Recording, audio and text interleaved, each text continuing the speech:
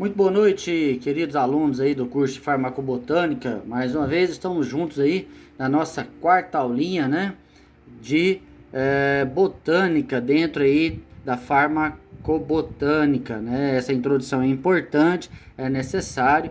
Temos falado isso constantemente em todas as aulas. Já estamos na quarta aula, tá? Estamos bem avançados aí na nossa disciplina, tá? Acredito que vai dar pra gente trabalhar aí com algumas atividades, algumas coisas extras para ajudar vocês, tá ok? Hoje vamos falar sobre nomenclatura vegetal. Na verdade é uma continuação da aulinha da semana passada, né? Nós vamos trabalhar dados específicos, né? Regras, como que se trabalha o nome de uma planta, o nome de uma espécie, o grupo, né? A categoria e assim por diante. Bom, primeira coisa, a nomenclatura vegetal, ela tem dois caminhos, tá? Não dois caminhos, mas duas etapas, né? Eu tenho a área da taxonomia, que vai elaborar leis, né, regras que eu devo seguir para dar o nome, dar uma categoria, classificar uma planta. Então existem regras para isso, que é chamada de taxonomia. E a sistemática ela vai estudar o nome, a planta, né, de uma maneira dinâmica. A sistemática é uma área mais ampla da nomenclatura vegetal. Então a sistemática ela não vai se preocupar só com os dados taxonômicos, ou seja, as regras de como é que se escreve o nome da espécie. A sistemática ela vai se preocupar onde que a planta foi coletada, característica do ambiente, né? Quem coletou, informações do clima, a época do ano. Então a sistemática vai se preocupar com as características da planta, né? Se é raiz, se é caule, se é folha e assim por diante. Então, olha lá, a sistemática ela é mais ampla. A sistemática ela engloba a taxonomia, os estudos de filogenia e os estudos dos processos de evolução, né? Quando ele fala filogenia e evolução, ele está falando sobre o quê? Sobre a origem dessa planta, de onde ela veio, qual o ancestral dela, a qual grupo geral ela pertence, né? Ao saber disso, ao entender essa planta, de onde ela veio, como ela reproduz, qual a época do ano, né, a que grupo geral ela pertence, aí eu posso começar a procurar o nome dela dentro da taxonomia e aí dar um nome a essa planta e assim por diante. Então a sistemática é sempre bem mais ampla, né? Então olha lá, na sistemática eu trabalho a diversidade biológica e a história evolutiva. Então o que você está vendo aqui é a história evolutiva. Isso aqui é o que a gente chama de cladograma, né? Nós já vimos isso nas últimas aulas, lembra? O embrião e do ancestral que deu origem a briófitas, pteridófitas, os pinheiros, né, as gimnospermas e as angiospermas aqui no final. Então isso é a história evolutiva da planta, tá? A diversidade, a variedade de plantas dentro de cada grupo. Então tudo isso é material de estudo da sistemática, né? Dentro da sistemática eu tenho um processo de identificação, que eu já falei também na aula passada. É a determinação de um taxo, né, idêntico, de maneira que eu faça o quê? De maneira que eu faça uma comparação.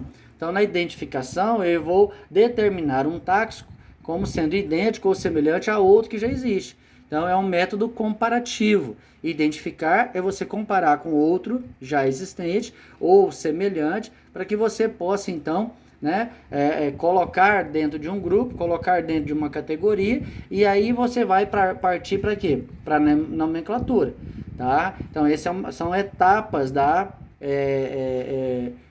nomenclatura. Eu preciso identificar, conhecer todos os dados, colocar dentro de um grupo, e aí sim eu vou dar um nome, né, que é o que a gente chama de nome científico. O nome científico das plantas, ele segue um código universal, mas é um código próprio, viu, galerinha? Tá? Ó, o nome botânico é o nome científico, ele é universal e segue um padrão, segue um conjunto de regras, tá? Já falamos também. E esse nome, ele pode mudar, né? Quando esse nome, quando ele é um nome popular, ele muda. Quando ele, para ser universal, ele não pode ser um nome popular, tá? Tem que ser um nome científico. E esse padrão, ele é em latim, tem que ter 2 palavras, a primeira maiúscula, a segunda minúscula, lembram disso? Né? Agora, quando eu trabalho com o nome popular, o nome popular é aquele nome empírico, aquele nome que pode mudar conforme a região. Olha o exemplo da mandioca. A mandioca, dependendo da região, pode se chamar, né? Aipim, mandioca, pão podre, maniva, pão do Brasil, macaxeira, tá? Então, conforme a região do Brasil, eu posso ter diferentes nomes populares. Nós chamamos essa área do conhecimento de etnoetnia. Conhecimento é o conhecimento de cada etnia. Então, isso não é nome científico. Isso é nome popular, etnonome. A nomenclatura em botânica, né, é uma parte da sistemática. Como eu falei, a taxonomia é uma parte da sistemática, né, que vai o quê? Vai dar nomes e grupos às plantas. Qual é o nome dela? Qual é o grupo a que essa planta pertence? Ela é uma briófita? Ela é uma pteridófita? Tá? Se ela é uma pteridófita, qual é o nome da espécie? Qual é o nome do gênero? Qual é o nome da família? E assim sucessivamente. Tá? E eu preciso obedecer o quê? Princípios. Na nomenclatura existem regras específicas, princípios, certo? Processos de classificação. Então, dentro da nomenclatura, o que eu preciso? Né? O principal é essa primeira linha aqui, ó. Eu tenho um indivíduo. Eu estou pesquisando, achei uma determinada planta e ela tem o quê? Aspectos. O que são aspectos? Tem a cor da flor, a cor do caule, a cor da folha, o tamanho do caule, o tamanho da folha, o tamanho do fruto. Então, isso são aspectos. Planta é alta, planta é baixa, tal. Então, eu seleciono os aspectos que eu desejo trabalhar. Quer dizer que eu vou o quê? Eu vou trabalhar com tal e tal caractere. Ou seja, o tamanho da folha. Eu vou usar o tamanho da folha para fazer minha classificação. Certo? Então agora eu vou usar o tamanho da folha, então eu vou descrever o tamanho dessa folha. Essa folha ela tem tanto de diâmetro, tanto de comprimento, tanto de largura e assim por diante, né? Quais são os estados desses caracteres? Dá para medir isso, né? Como é que eu vou mensurar isso? É 2 centímetros assim, 2 centímetros de lado, 2 centímetros de... né? Então eu vou observar os estados, anotar os estados dessa mensuração da folha. Tá? Aí o que eu faço? Eu tenho os dados que eu acabei de coletar, o que eu faço? Eu comparo com outras plantas que já existem, outras medições sobre folhas que já fizeram, certo? Ao fazer essa comparação, eu vou perceber que existem plantas com as mesmas características num determinado taxon, num determinado grupo, tá? O taxon seria um grupo maior.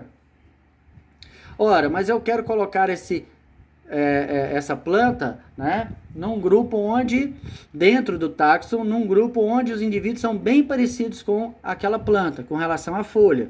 Então eu vou procurar o quê? Uma categoria. Na categoria eu analiso os caracteres, né, que eu acabei de identificar do taxon, os caracteres daquele taxon, né, que não é só folha, tem um monte de coisa lá. Aí eu vou selecionar qual é o caractere que eu quero trabalhar dentro do taxon. Eu observo os estados desse caractere, as medidas, faço uma avaliação e aí identifico uma categoria, tá? Então eu vou colocar primeiro essa planta num grupo maior e depois vou identificar uma categoria, um grupo menor, onde ela se pareça mais, né, com os seus semelhantes, tá joia? Ainda sobre a nomenclatura, nós temos que ter cuidado com os nomes vernáculos. Nomes vernáculos são nomes comuns, é a mesma coisa do nome popular. Eles não são universais, né? E às vezes são aplicados apenas a uma língua, certo? Então eu não posso ter um nome universal que é aplicado a uma língua só. Tem que ser um nome que todos os idiomas entendam, todos os países, todos os cientistas entendam. Então, o nome vernáculo seria a mesma coisa que o nome popular, né? Tá? Bom, uma pequena história aí sobre a nomenclatura. No século XVIII, na época pré-lineana, um pouquinho antes de Linneu, né, as plantas eram identificadas por uma longa fase descritiva em latim. Então, tudo era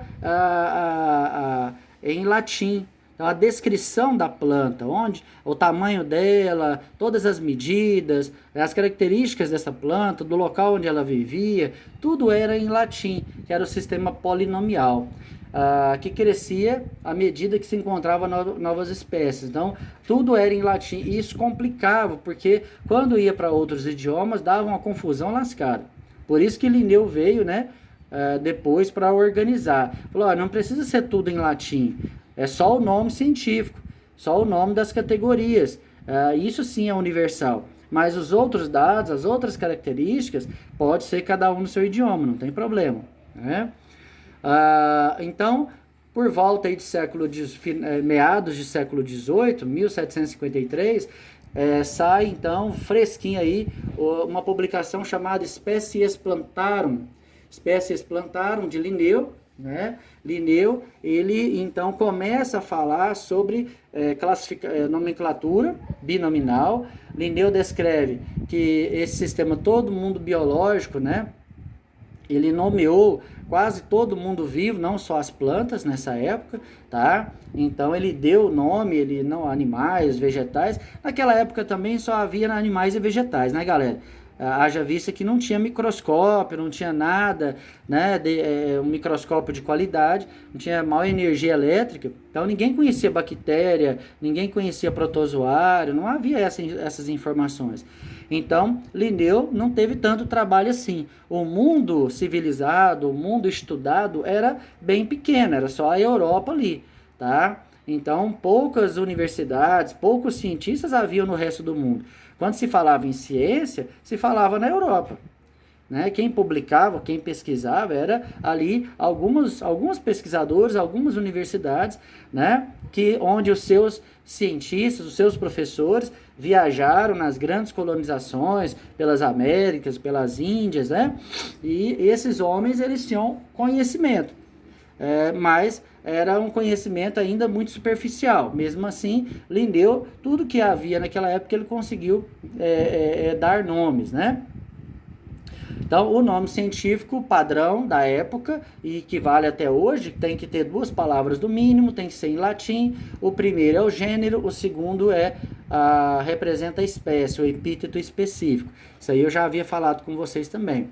Ora, depois de Linneu, depois de muitos e muitos anos, a microscopia avançou, a botânica avançou, aí veio a necessidade de criar um código próprio para a botânica, né? Foi criado então o Código Internacional de Nomenclatura Botânica.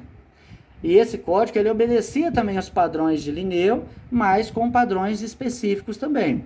O sistema de nomenclatura botânica visa a padronização e a aceitação mundial, é óbvio, né? Então, se é um código internacional, é para dar nomes internacionais. O nome científico é um símbolo nominal da planta, tá? É uma maneira de indicar sua categoria taxonômica. O código está dividido em 3 partes: princípios básicos de nomenclatura, regras para se dar nomes, né? E recomendações para que todos obedeçam, ou seja, haja uma uniformidade, que seria um código de ética, né, pessoal?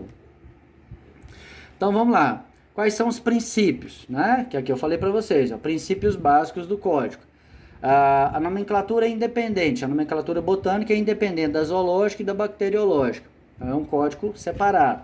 A aplicação de nomes e grupos taxonômicos de categoria de família ou inferior, né, é determinado por meio de tipos nomenclaturais.